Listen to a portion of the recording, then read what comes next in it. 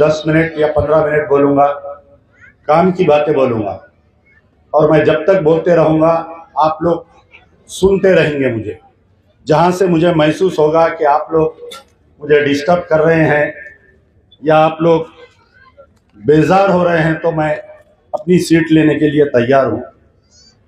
अमानतुल्लाह खान और अमजदुल्ला खान, ये हम दोनों का ताल्लुक़ तकरीबन 20 साल से है। अभी अमानतुल्लाह एमएलए नहीं बने थे, पॉलिटिक्स में थे, तो जब से हम जो है इनके साथ हमारे ताल्लुक़ात है और हमारे डॉक्टर जर्रार साहब के साथ में उनके ताल्लुक़ात है। आज आपके दरमियान में इसलिए आना पड़ा मुझे कि पूरे हिंदुस्तान में बीजेपी एक नई चाल चल रही है कि बीजेपी जो है डायरेक्ट मुसलमानों से मुकाबला नहीं कर सकी। 70 साल से आरएसएस ने कोशिश किया कि आपके मसाजिद को बंद करवाने के लिए, आपकी अज़ां को बंद करवाने के लिए, आपके सरकारी मुलाजिमत को खींचने की कोशिश की गई। यानी हर वो कोशिश की गई कि मुसलमान या तो हिंदुस्तान छोड़कर किसी और दूसरे मुल्क में चले जाएं, या नहीं तो हिंदुस्तान मुसलमान अपना नाम और अपना रिलीजन बदल कर यहाँ पर उनके कंट्रोल में आ जाए। लेकिन आपको याद होना चाहिए कि पिछले 70 साल से कोशिश होने के बावजूद पहले जितने मसाजिद थे, आज उससे ज़्यादा मसाजिद है आपके दरमियान में, पहले से ज़्यादा लोग, आज आबादी आपकी बड़ी है। तो आज बीजेपी ने ये किया कि बीजेपी ने एक मुनज़्ज़िम साजिश करते हुए आपके ही लोगों को, आपके ही चेहरे जैसा, जिसके चेहरे पर दाढ़ी है, जिसके सर पर टोपी है, यानी आपसे ज़्यादा सच्चा मुसलमान जो दिखता है, उसको आपके दरमियान में छोड़कर एक सियासी पार्टी बनाकर वो पूरे हिंदुस्तान में गुजार रही है। मैं कुछ सवालें करूंगा क्योंकि असदुद्दीन ओवैसी यहाँ पर कहीं बाजुक में हैं, क्योंकि मैं जहाँ पर जाता हूँ उनके कुछ मखबिर आते हैं मेरी तकरीर रिकॉर्ड करने के लिए।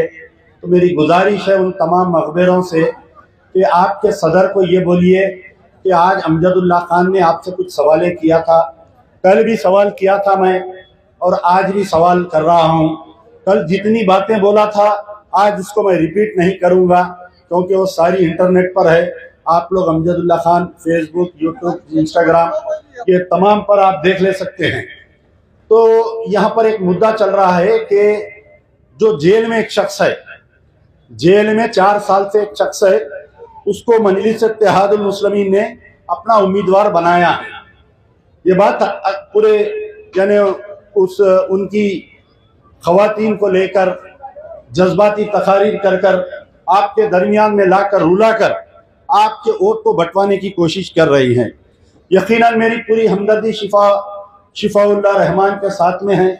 मैं भी दुआ करता हूँ कि अल्लाह ताला तमाम हिंदुस्तान की जेलों में जितने भी मुसलमान हैं उन तमाम को राहत दिला, उनको बाहर ला। शिफाउर रहमान 4 साल से जेल में हैं। पहला सवाल गौर से सुनिए। मैं हमारे बुजुर्गों से गुजारिश करूंगा कि जो बुजुर्ग शख्सियतें होती हैं ये इलेक्शन का पलटाते हैं ये लोग, क्योंकि जब ये बुजुर्ग बैठकर डिस्कशन करते हैं और अच्छे बुरे की तमीज़ नौजवानों में लाते हैं तो वही कैंडिडेट जीतता है जो बस्ती के बुजुर्ग जिसको चाहते हैं। आपने अमानतुल्लाह को आज से तकरीबन 10 साल पहले जिताया, फिर 5 साल पहले जिताया, लेकिन जब आदमी 10 साल एक मुकाम पर एमएलए होता है उसका तीसरा चुनाव उसके लिए बड़ा संगीन हो जाता है, क्योंकि पूरा 10 साल का उसको रिपोर्ट कार्ड पेश करना पड़ता है। हालांकि 2 साल कोविड रहा और 3 साल इस शख्स को जेल में रखा गया। अमानतुल्लाह का यही कसूर था कि अमानतुल्लाह ने उन तमाम लोगों की मदद की जिस पर जुल्म हुआ। अमानतुल्लाह ने उन तमाम लोगों का अपना रिश्ता बनाया, भाई बनाया, जिसको मॉब लिंचिंग में मारा गया। अमानतुल्लाह का सबसे बड़ा कसूर था कि उसने झारखंड में जिसको मॉब लिंचिंग के जरिए मारा गया जाकर उसको नौकरी दिया और उसको 5 लाख रुपए दिया। अमानतुल्लाह का यही कसूर था कि अमानतुल्लाह ने झारखंड के बाद में जब उत्तर प्रदेश में मॉब लिंचिंग हुई तो सबसे पहले हिंदुस्तान में अगर कोई सियासतदान उस मुकाम पर पहुंचकर अगर किसी ने मदद की, किसी ने उस बेवा के आंसू पोंछे, तो उसका नाम था अमानतुल्लाह। अमानतुल्लाह का सबसे बड़ा कसूर यही था कि अमानतुल्लाह ने अमित शाह की आंख में आंख डालकर बात की। अमानतुल्लाह का सबसे बड़ा कसूर था कि अमानतुल्लाह ने वक्त के हुक्मरानों को ये नहीं देखा कि कल के दिन ये मुझे जेल में डालेंगे, कल के दिन ये मेरे साथियों को परेशान करेंगे। तो अमानतुल्लाह ने कलमे की बुनियाद पर वो जोश और जज्बा जो ओखला की आवाम ने अमानतुल्लाह को दिया, वो जज्बे को पेश नजर रखते हुए अमानतुल्लाह ने नरेंद्र मोदी के आंख में आंख डालकर अगर हिंदुस्तान में कोई मुसलमान सियासतदान बात करा तो वो आप लोग, ये आपका नुमाइंदा है। यकीनन जब आप वोट देते हैं, वोट एक सुन्नत है, याद रखिएगा। जाकर अगर कोई नेक काम करता है तो 5 साल तक जब तक वो नेकी के काम करता रहेगा, वो तमाम वोटर ने जिसको वोट दिया, वो तमाम लोगों ने जिसकी उसकी कामयाबी के लिए दुआ किया, तो ये सब रहते हैं। तो फिर मैं बात करता हूँ, शिफाउर रहमान 4 साल से जेल में है। जब ये फिसाद हुआ दिल्ली का, बैरिस्टर असदुद्दीन ओवैसी कहां पर थे आप बताइए। दिल्ली में उनकी एक कोठी है, हर मेंबर ऑफ पार्लियामेंट को जो अपोजिशन के होते हैं उनको फ्लैट दी जाती है। लेकिन ये नरेंद्र मोदी, अमित शाह के बेटे नूरी चश्मे बद्दूर है ये अमित शाह के, इसलिए इनको एक बड़ी कोठी दी गई है रहने के लिए। तो आप बतलाओ कि मेरा पहला सवाल था है असदुद्दीन ओवैसी, आज उनके चाहने वालों से सवाल है कि दिल्ली के फिसादात में कितने लोगों की आपने मदद की? क्या किसी को अपने जेब में, अपनी शेरवानी के जेब में हाथ डालकर किसी को 1 लाख रुपए 2 लाख रुपए का चेक दिया तो वो फोटो है तो आप बताओ, वो चेक नंबर है तो बताओ। इसके बदल अमानतुल्लाह ने तमाम जितने भी दिल्ली में फिसादात में जो रात में लखपति सोया था, रात में करोड़पति सोया था, सुबह तक उसका ये हाल हो गया कि वो भीख मांगने में मजबूर हो गया, वैसे फिसादज़दा लोगों के दरमियान में जाकर अगर किसी ने काम किया तो वो आपका नुमाइंदा अमानतुल्लाह था। अमानतुल्लाह ने don't waste time please. Amanatullah ने, आज मैं चैलेंज कर रहा हूं असदुद्दीन ओवैसी, मैं कल भी चैलेंज किया तुमसे, आओ लगाओ एक स्टेज लगाओ उकला के किसी बड़े मैदान में, 2 माइक लगाओ, मैं सवाल करूंगा तुम जवाब दो। अगर तुम में हिम्मत है तो ये मेरा चैलेंज कबूल करो। अमानतुल्लाह भी रहेंगे, तुम्हारे भी नुमाइंदे को लाओ, उन तमाम लोगों को लेकर आओ और तमाम लोग जो है सवाल करेंगे। मैं और एक दूसरा सवाल, शिफाउर रहमान 4 साल से जेल में है, असदुद्दीन ओवैसी तुम कितनी मर्तबा जाकर शिफाउर रहमान से जेल में मिले? आप बताओ जेल में कितने लोगों से मिले इन जाकर? क्या बताओ एक मर्तबा शिफाउर रहमान के घर पे गए? क्या बताओ जाकर ये पूछे कि है शिफाउर रहमान की अहलिया तेरा घर कैसा चल रहा है, तेरा शौहर जेल में है, उन मासूम बच्चों के सर पे हाथ रखे। आज आ गए सियासी रोटियां सेकने के लिए, आज आ गए जज्बाती तकारीर करने के लिए, आज जामे मिलिया फेटर्निटी को लेकर घूम रहे हैं। मैं उन तमाम जामे मिलिया फेटर्निटी को एक बात याद दिलाना चाहता हूं कि ये वही जामे मिलिया के स्टूडेंट थे जब बाबरी मस्जिद की शहादत होने के बाद में 6 दिसंबर 1992 को बाबरी मस्जिद की शहादत होने के बाद में, मेरी इस बात की गवाही यहाँ के बुजुर्ग देंगे कि जामे मिलिया के बाहर बड़े बड़े 2-3 पोस्टर लगाए गए थे। एक पोस्टर इनके वालिद सुल्तान सलाउद्दीन ओवैसी का एक बड़ा पोस्टर लगाया गया था और पीवी नरसिम्हा राव इनके जेब में शेरवानी में पैसे डाल रहा। तो क्या ये पोस्टर लगे थे या नहीं लगे थे बताइए आप। मैं और एक बात आपको याद दिलाना चाहता हूं कि दक्कन मेडिकल कॉलेज की बहुत बात की जाती है यहाँ पर कि हमने इतने हजारों लोगों को फ्री में इलाज किया है, हम यहाँ पर जीतेंगे तो दवाखाना डालेंगे। अरे ये बात तो उनकी हर जगह जहां पर इलेक्शन में जाते हैं वहां पर हर जगह ये बात करते हैं कि फ्री हम दवाखाने में इलाज कर रहे हैं। अरे तुम्हारे दवाखाने में कोविड में एक मस्जिद का इमाम मर गया, तुम्हारा मजलिस का सदर मर गया, तो मौता नहीं देते बगैर पैसे के। वो दवाखाने में जहां पर पार्किंग की फीस 20 रुपए है, आप बताओ क्या वो दवाखाने में फ्री में इलाज होता है? और पता बोलते हैं कि मजलिस 20,000 बच्चों को पढ़ा रही है, किसी को फ्री नहीं पढ़ा रहे हैं। कारपोरेट स्टाइल में वो स्कूल को चलाया जा रहा है, हर किसी के लिए पैसे लिए जा रहे हैं। अगर मैं झूठ बोल रहा हूं, इस बात पे अगर कोई है, आओ मैं चैलेंज करता हूं।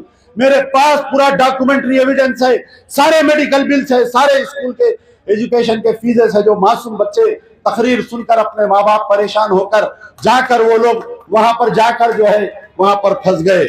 तो यहाँ पर बात फिर आ गई शिफाउर रहमान के। क्या असदुद्दीन ओवैसी एक मर्तबा गए?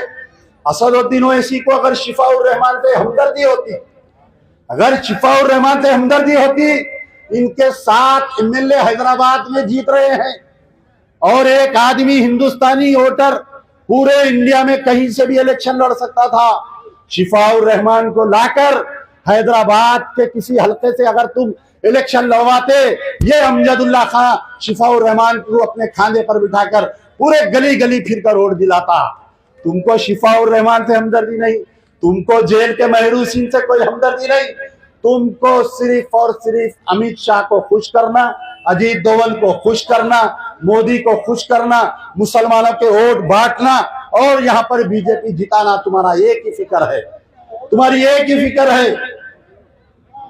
उसके बाद में आपको मालूम होना चाहिए, एक हमारे हैदराबाद में मौलाना नसीरुद्दीन हुआ करते थे, हाल ही में उनका इंतकाल हुआ। यहाँ जामिया नगर में उनके कई रिश्तेदार हैं, उनके बेटियां दामादा हैं। यहाँ पर जो बाटला हाउस इनकाउंटर हुआ, वो बाटला हाउस के करीब में उनका मकान है, उनके दामाद और बेटी यहाँ पर रहते हैं। जाओ जाकर उनसे पूछो, मौलाना नसीरुद्दीन को हैदराबाद के मौलाना नामवर मौलाना थे, बहुत बाबरी मस्जिद की शहादत के बाद में बहुत एजिटेशन किए। गुजरात पुलिस गिरफ्तार करती है, गुजरात से आकर हैदराबाद गिरफ्तार कर लेके जाती है।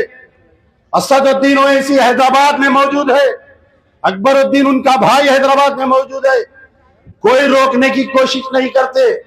उसको गिरफ्तार करके लेकर जाके 5 साल जेल में रखे, 5 साल जेल में रखे मौलाना नसीरुद्दीन को। और मौलाना नसीरुद्दीन के साथ में, मौलाना नसीरुद्दीन के साथ में उनके 2 जवान बेटे, एक बाप और 2 बेटे साबरमती जेल में 5 साल रहे। बाप बेटे का चेहरा देखने के लिए मजबूर, बेटे बाप का चेहरा देखने के लिए मजबूर। ना पैरोल मिला, ना कुछ मिला, ना क्या मिला। आप बतलाओ, अल्लाह ताला 5 साल तक उनको जेल में रखा। पहले घर में चिराग लगाओ, बाद में मस्जिद में चिराग लगाओ। लेकिन असदुद्दीन ओवैसी, मैं चैलेंज कर रहा हूं, अरे असदुद्दीन ओवैसी 5 साल के दरमियान में क्या एक मर्तबा आप जाकर मौलाना नसीरुद्दीन के गुजरात में उनकी जेल में मिले? क्या बताओ आप, एक मर्तबा बताओ। मैं चैलेंज कर रहा हूं, कल मैं तुम्हारे उम्मीदवार का काम करने के लिए तैयार हूं। अब बताओ 5 साल में क्या तुम एक मर्तबा मौलाना नसीरुद्दीन के घर पर गए? क्या इनके घर से मौलाना नसीरुद्दीन का जो घर है वो सिर्फ 2 या 3 किलोमीटर का घर है। शिफाउर रहमान के घर पे नहीं गए, शिफाउर रहमान की मिजाज पुरसी नहीं करे, मौलाना नसीरुद्दीन से जेल में नहीं मिले, 5 साल तक मौलाना नसीरुद्दीन से नहीं मिले। एक घर के बाप और 2 बेटे जो जेल में हैं, उसकी बीवी के क्या गुजर रही होगी बताओ। उसका घर 5 साल कैसा चला होगा बताओ।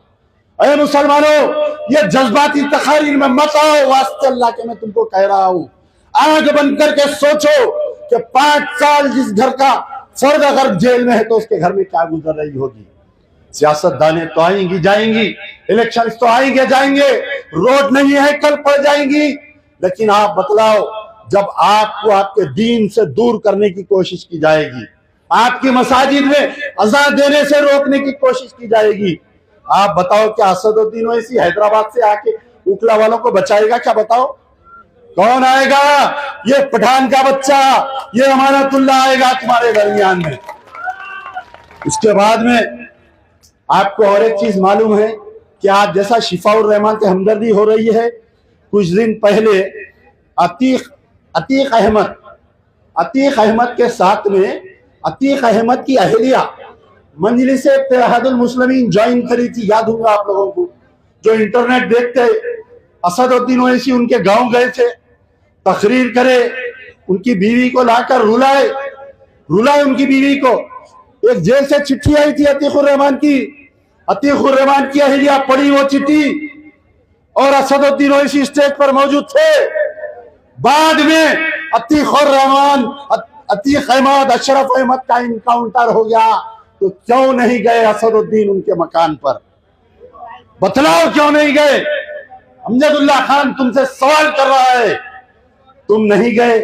आज उसके घर पे क्या गुजर रही है, हिंदुस्तान की पुलिस ढूंढ रही है। अगर मैं मेंबर ऑफ पार्लियामेंट होता तो मैं फौरी जाता और उस पुलिस ऑफिसर की आंख में आंख डालकर बात करता कि मर्द ने कुछ किया होगा, खवातीन का क्या है कसूर इसके अंदर, क्यों खवातीन को परेशान किया जा रहा है? मुख्तार अंसारी को मार दिया गया।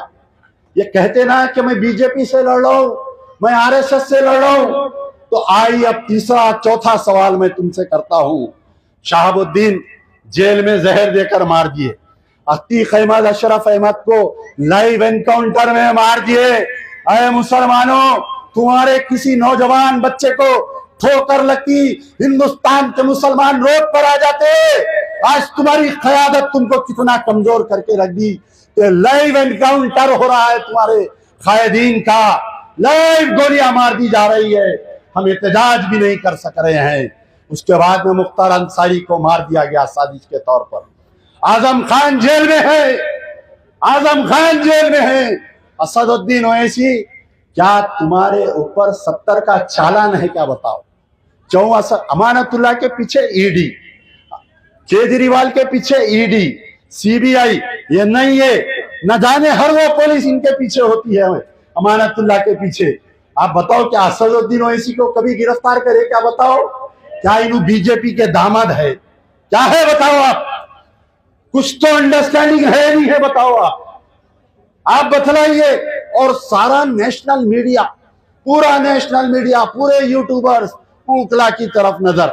और आप देखिए जो सवाल हो रहा है, मैं तमाम ऊकला के लोगों से कह रहा हूं कि जब भी जो सवाल जवाब होगा बहुत सोच समझकर जवाब दीजिए।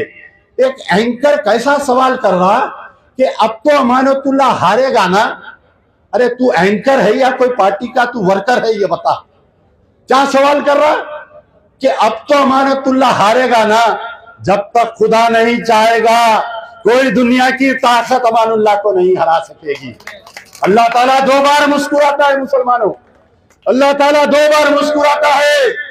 जब सारी दुनिया की ताकत अगर किसी को दबाना चाहती है और अल्लाह उसको उरूज पर चढ़ाना चाहता है तो अल्लाह मुस्कुराता है। बेवकूफ, ये तो मेरा नूरे नजर है, मैं इसको इज्जत देना चाहता हूं। और अल्लाह ताला दूसरी बार मुस्कुराता है कि जब सारी दुनिया किसी को उठाना चाहती है और अल्लाह उसको जलील करना चाहता है। असदुद्दीन ओवैसी आज गली गली जलील होते फिर रहे हैं। महाराष्ट्र गए, वहां पर जलील है, 16 सीट डाले, वहां पर बीजेपी की सरकार बनाए। आप जाओ, जाकर देखो। मैं थोड़े दिन पहले अजमेर गया था, अजमेर से वापिस जयपुर में हम लोग एक मुकाम पर रुके थे। जयपुर था ना डॉक्टर साहब? जयपुर में एक मकान में रुके, वहां पर कुछ मुसलमान लोग आए, मुझसे कह रहे थे कि बीजेपी 40 साल से हवा महल की सीट जीतने की कोशिश कर रही थी। यहाँ पर एमआईएम का कैंडिडेट डाले, दोनों भाई आए, कैंपेनिंग करे और आज चले गए। यहाँ पर बीजेपी का नुमाइंदा जीत रहा है। चिकन नहीं बेचना, मटन नहीं बेचना, वो नहीं करना, ये नहीं करना। अब तेरे से पूछ के खाना खाएंगे मुसलमाना? बताओ। अरे हमारे को जो दिया हम खाएंगे, हमारे को अल्लाह जो दिया हम पहनेंगे। कल उकला में भी ये हो सकता है, कोई नहीं आएगा, असदुद्दीन ओवैसी नहीं आएगा। और शिफाउर रहमान के खानदान वाले ये समझ रहे हैं कि हार जीत तो हम तो जीतते नहीं, लेकिन कम से कम बेल तो हो जाएगी हमारे मियाँ की, ये सोच रहे हैं। तो खुदा ना खास्ता ये अतीक अहमद का जो साथ दिए थे, जो उंगली करे थे असदुद्दीन ओवैसी, उनका लाइव एनकाउंटर होने के बाद में उनका कोई पुरसाने हाल नहीं। इलेक्शन खत्म हो जाएगा, कोई नहीं पूछेगा शिफाउर रहमान के खानदान को, असदुद्दीन ओवैसी नहीं पूछेंगे। अब आजकल तो बेचारे जो है, मोदी को जितनी सिक्योरिटी है, असद और अमित शाह को जितनी सिक्योरिटी है, और आपके योगी को जितनी सिक्योरिटी है, पार्लियामेंट में तकरीर में कहा कि मैं मुसलमान हूं, मैं अल्लाह पे भरोसा करता हूं, मुझे कोई सिक्योरिटी की जरूरत नहीं है। ये तकरीर में बोले थे नहीं बोले थे असदुद्दीन ओवैसी? फिर क्यों लेके फिर रहे मियाँ? ये टूटू पोपूज अतराफ में पूरे घेरे हुए उकला में फिर रहे परेशान, इधर से देख रहे उधर से देख रहे। अरे एक मुसलमान नुमाइंदा जब मुसलमानों की बस्ती में आता, जब अमानतुल्लाह आपके दरमियान में आता, क्या कोई सिक्योरिटी रहती बताओ? मोटरसाइकिल पे बैठ के चले जाता बेचारा, साइकिल पे बैठ के चले जाता, चबूतरे पे बैठकर आपके साथ खाना खाता। तो आप बतलाओ क्या इन बीजेपी के क्या है भाई जो इनको इतनी सिक्योरिटी दी गई है? Z+ सिक्योरिटी, ओफो, आप बतलाइए Z+ सिक्योरिटी दी गई है इनको। तो बहरहाल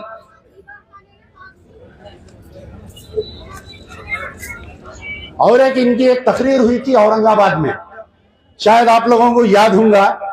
असदुद्दीन ओवैसी दौरान तकरीर ये बोले थे कि मैं अल्लाह को गवार कहकर रखकर कह रहा हूं कि हैदराबाद में फिसाद हुआ तो मैं 15 बॉटल खून दिया। ये बोले थे, याद है ना? 15 बॉटल खून दिया बोल के असदुद्दीन ओवैसी तकरीर करे थे। मैं लाइव तकरीर सुन रहा था, इमीडिएट मेरा भतीजा डॉक्टर है, मैं फोन करके पूछा कि क्या कोई इंसान 15 बॉटल खून दे सकता क्या? उन्हें बोला, चाचा आप कैसी बात कर रहे हैं, आप भी एक पढ़े लिखे हैं। एक बॉटल खून 250 ml से बढ़ के एक इंसान नहीं दे सकता खून। मेडिकल क्या है नहीं मालूम, अगर कोई डॉक्टर है तो मेरी बात की गवाही देंगे। जो शख्स अल्लाह को हाजिर और नाजिर जानकर ये कह रहा है कि मैंने 15 बॉटल खून दिया, तो आप बतलाओ क्या ये बात सच हो सकती? क्या बताओ? महरूसीन से हमदर्दी, जेल में लोगों से हमदर्दी। हमारे पास एक आलेर एनकाउंटर हुआ था, मैं भूल गया था, याद करो ये मुसलमानों, जाकर गूगल पे सर्च करो। आलेर में एक एनकाउंटर हुआ था हैदराबाद में। हिंदुस्तान की तारीख में कहीं पर भी जुडिशियल कस्टडी में एनकाउंटर नहीं होता है।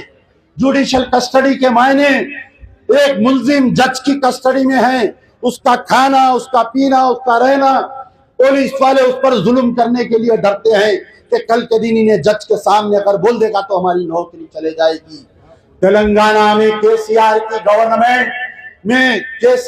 गवर्नमेंट के और AIMIM साथ में है, केसीआर BRS के साथ में आलेर में एनकाउंटर हुआ, 6 नौजवानों को शहीद कर दिया गया। 5 लड़के, इनकी कॉन्स्टिट्यूंसी के 5 लड़के थे, हैदराबाद के 5 लड़के, कभी उनकी जनाजा नमाज में नहीं गए।